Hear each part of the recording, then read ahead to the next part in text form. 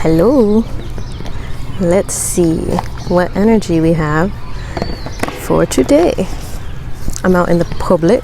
I'm out in a park, being pretty bold, being pretty out there. So I think that's the energy for today. Being kind of fearless, being kind of bold, shall I say. So let's cleanse the energy. I got 3 European starlings here. And then I got this crystal for a nice energy cleanse. So let's see what messages we have today for this beautiful collective. I know the last one was probably about getting the cocoon out, so let's set the intentions. Divine light and love are the only energies welcome in this space, delivering these messages. Only message, ooh, I don't know why I peeked at that, but it was really pretty. It's the phoenix at the bottom. But yes, divine light and love, spirit guides and guardian angels guiding this beautiful message for whoever needs to hear it on this beautiful Friday. We got live music by a lovely musical group in the corner at the park. So if you hear some violins, that's what that is. Let's see, spirits of divine light and love, what message do we have for this collective today? Can I start off with an oracle? Hearing don't be afraid to rest, and the Selkie. So this is the card. This, I just read this in The Women Who Run with Wolves. I might insert that, but it's all about returning to self and returning to your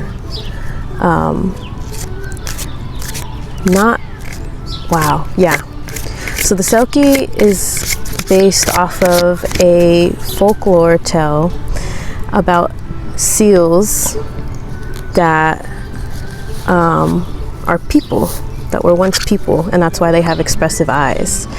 And in this tale of the Selkie, there is a man that is isolated, and he lives out in the cold tundra, and he's so alone.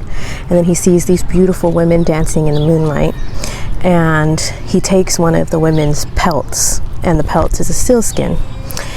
And while he has the sealskin, she cannot return back to the water. So she needs her sealskin to return back to the water, and he makes her an offer stating that if she marries him, in 7 years he'll return her sealskin to her, or she can stay overground and continue living life as a human. And as the years go by, they have a child, and her beauty deteriorates, her plump vitality leaves, and she is left as a withering being because she can't return back to the sea where she belongs. And so she entrusts she's basically a withered soul at this point, and then she entrusts her son, who's a child, and she tells him, find my skin, find my pelt. And the boy goes and he follows basically his intuition and locates his mother's pelt hidden on a cliffside. He takes it and he gives it to her, and she takes it and she goes back to the ocean, and she takes her son with her, and she gives him like a restorative breath so he can be underwater. And she meets all her family again and everything, and all her seal family, and then she's able to return to where she belongs. And but she can't take her son with her because it's not his time. So she tells him that when it is time, he can return. But it was a very hard decision because, you know, she had to leave her son, and that's who she loved. And the husband didn't want her to leave. He hid the sealskin after the 7 years because he wanted her to stay forever, even though she was a withered bit. And I was feeling that today, like, especially if you live in America, a lot of our society is dependent on you producing without rest, and you continuing to just put your own bodily needs aside and your own spiritual needs aside for the sake of production. And it creates an environment of hostility, and it creates an environment where a lot of people become bitter and angry because they are not allowed to tap into their natural feelings and tap into their natural desires and their natural yearnings and their natural being and their natural essence, just like the Selkie. And when you do that, you neglect your soul's yearnings, and you allow the void to be filled with whatever is most demanding of you. And that can be dangerous in this society, because that could mean being basically a victim of production, or what you should be, who you should be, what you should do, instead of what you know you want to do. Like me, I should be working right now. But I don't. It's a beautiful day today, and I'm gonna die one day. And I love to be outside, and I love to linger, and I love to rest, and I love to just hang and enjoy a beautiful day when a beautiful day is there. And that's my kind of act of rebellion, is not feeling bad about it at all. I really don't care, you know. We got the Hangman at the bottom of the deck for the tarot, and this is Paulina Tarot, and the deck I got that is from Women in Total Control of Herself. So release the pelt that doesn't fit. That's literally the story I was just reading before. Like, oh, I have a yellow butterfly here. I love being outside. Go outside. Just for the sake of being outside and existing. Exist without shame. That's the message. Exist shamelessly. You don't need to conform. We need more people that aren't conforming to the standards of what society demands of you. We need more rebellious souls. Oh, you can see the butterfly in the background. Thank you, butterfly. And, you know, being kind, being thoughtful, being intentional, resting without guilt. In this day and age, that's an act of rebellion.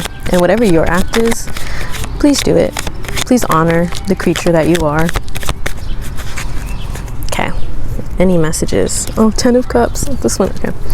Any messages from the tarot? Ooh.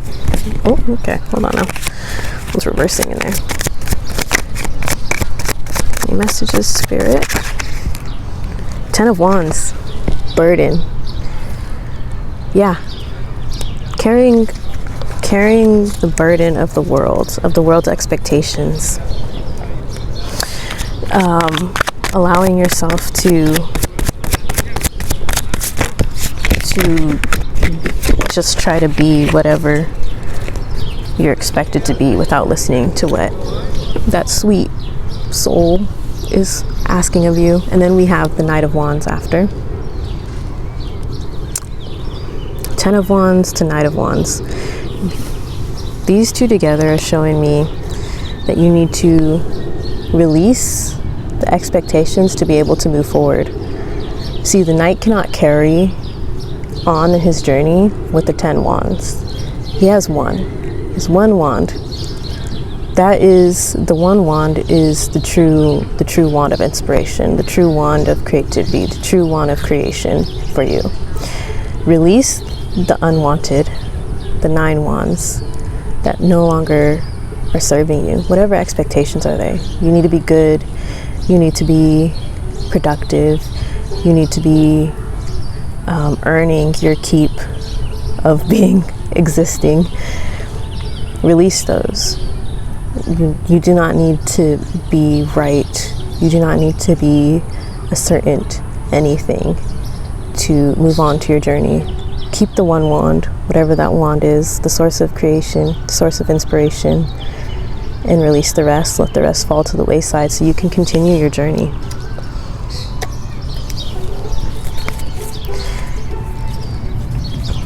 What can our collective, what can you expect? Ooh, this is a good combo. So yeah, the 10 of Swords, but then we have the 6 of Wands. So the 10 of Swords it's the end of a painful cycle. And the 6 of Wands is all about victory. So this is literally like what this is, but again, you see that? Do we see the similarities? We have an end of a cycle. The 10s are all about completion. 10 of Wands, 10 of Swords. This is the end of carrying on unneeded hurt, unwanted burdens, the end of the cycle of putting your needs and your desires to the wayside for the sake of whatever, the sake of productivity, the sake of making other people feel okay in their own illusions. You know, a lot of times when you put yourself forward and first, it triggers a lot of people because they're used to neglecting their own needs. So like an example would be if you are at work and you know, you are just feeling really achy. Like my sister was saying a story today. She's pregnant, 6 months pregnant, mind you. And she does a job that's very physically demanding because we live in a society that does not allow pregnant women to rest during their pregnancies. But yeah, and she was experiencing a lot of pain in her body. And today she was like, I just can't stay. And they were trying to make her just rest during lunch and then continue on after for the rest of the day. And she was telling me, and I was like, you got to just put you first, because we live in a society that neglects our being and neglects our body and neglects, you know, what we know is right and makes you feel bad about it.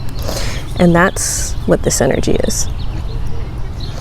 When you release the burdens and when you are saying, you know what, I'm not going to do that, then expect a lot of other reactions. A lot of times people are going to celebrate you putting yourself first and your needs first. You're probably going to get a lot of you know, maybe some backlash, but it is what you need to move on in your journey. You can't be a withered corpse, you know, going on and trying to create what you want to create in your life. You must be vital. You must go in with fiery energy. You must go in strong and ready. So that means you must put your needs first, without shame, without guilt. And that is like the story of the Selkie.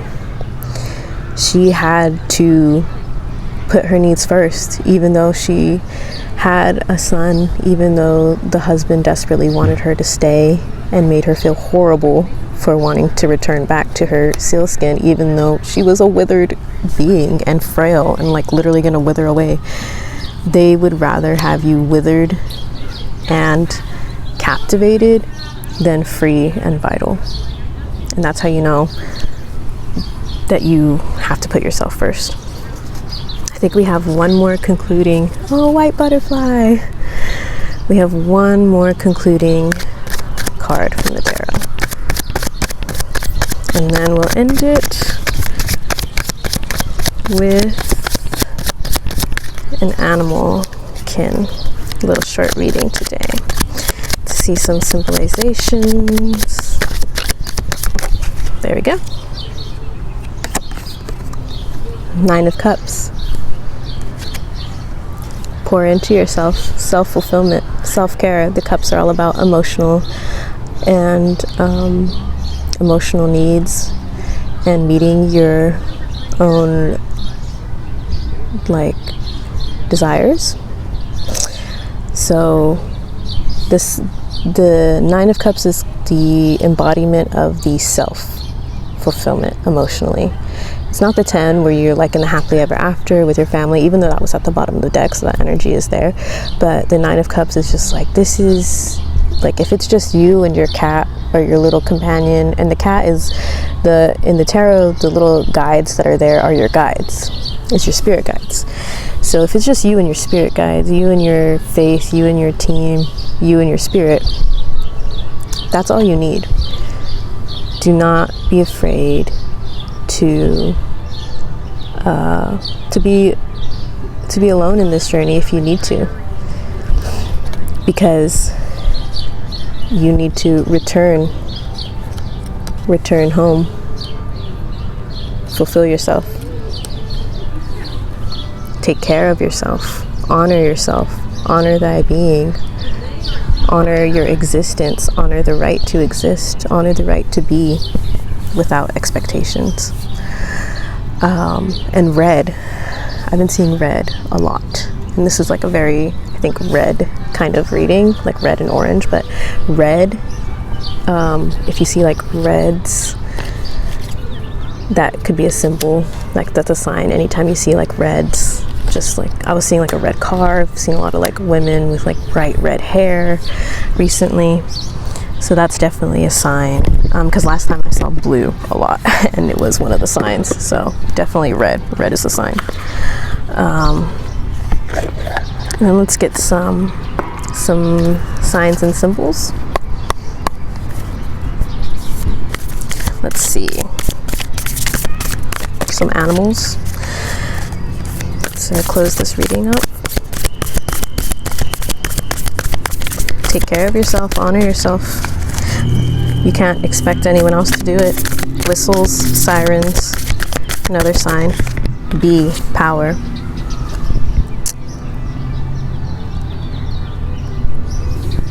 Power. 28, B. This card is all about understanding your power and collective power. So a bee's power comes from knowing where they come from and knowing where they go. Bees do little dances. They're called waggle dances, and it helps them remember their way back home. So when they go on these journeys and they go and go far distances, they do little dances to map their way back home. And even though they can go far from their hive or from their community, they have the power of their own intuition. The waggle dance is something that they just inherently have, that they've evolved with.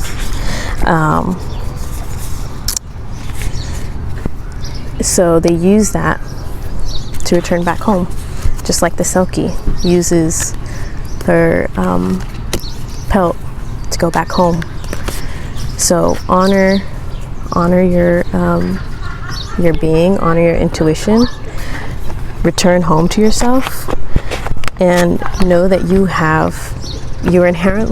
you existing is enough. You existing is enough. You have what you need to take you where you want to go. You don't need to do or be more. You need to return to yourself. Be. And that's how you help the collective. That's how you contribute to your community. Not by wearing yourself thin, not by, being a withered corpse, just dragging things along. No, it's by honoring your being. And then the other one we have is jellyfish flow, 20, purples. So the colors we have are oranges, yellows, reds, purples, for symbolism today. Jellyfish flow. Jellyfishes are unique because they're like ancient beings that have evolved for like millions of years, and they don't even need any bones or anything like that. They're just like these blobs that go throughout the ocean, and they travel extreme distances, and they're also trusting and tapping into that inner knowing, the inner being. They don't need to produce, they don't even need to contribute in the ways that, you know, we think of animals and other beings contributing. You know, they flow and they have all they need to just go on their journeys. You don't need to prove yourself.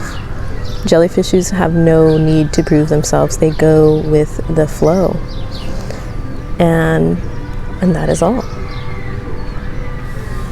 To go on their journey. Let's end it with one shaman wisdom, and then we can conclude the reading. This one I'll read from the thing. Cleanse the energy, and get a card to conclude this message for this beautiful collective that needs to put themselves first, to honor their inner being, their inner knowing thing. There we go. Thank you, Spirit. 18, Coyote. Yes. So, West Coyote, feminine. So the Coyote is all about not taking things too seriously. Life is meant to be enjoyed, you know, and if you let it, and if you let yourself, you can play tricks on yourself. You can start to develop narratives that don't serve you. The Coyote is playful. It yips and it yaps and it goes about life laughing. See, there's laughing in the background. It goes about life with a more carefree attitude and doesn't take anything too seriously. Don't trip up. And again, going back to, if you aren't brave enough to put your own needs first, you can't project that onto other people when they do. If you're tired and you're exhausted, but you don't allow yourself to rest, you cannot be mad when you see someone doing that, when you see someone resting, when you see someone taking care of themselves. Instead, honor that, respect that, and do the same. If you see someone that is, you know, making the most out of when they should be working, but taking the time to laugh, to enjoy their life, instead of being angry or bitter, try incorporating that in your life.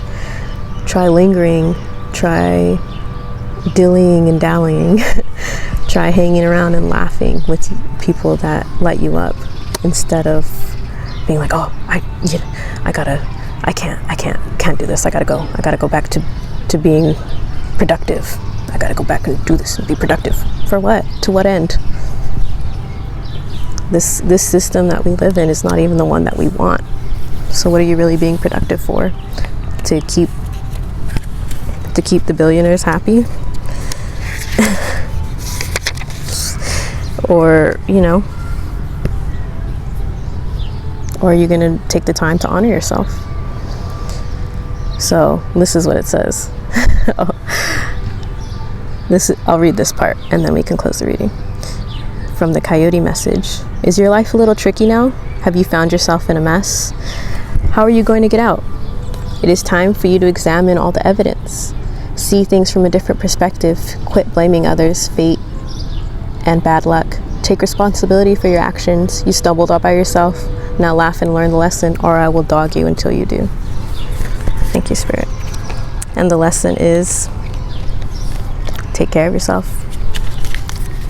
Put your needs first. Don't hold on to that bitterness. See what's going on in your life. If you're tired, see what you need to do to rest. See what you need to take out to rest. If you're angry, if you're bitter, see what you need to do to bring joy back into your life. And put that at the forefront, not production, not productivity. See where your community can help you. If things are making you miserable, see how you can let them go. You know, ultimately, it's just you. taking care of yourself, and you have everything you need to do and everything that you need to return home. Thank you, beautiful souls. I'll see you in the next reading. I love you. Bye.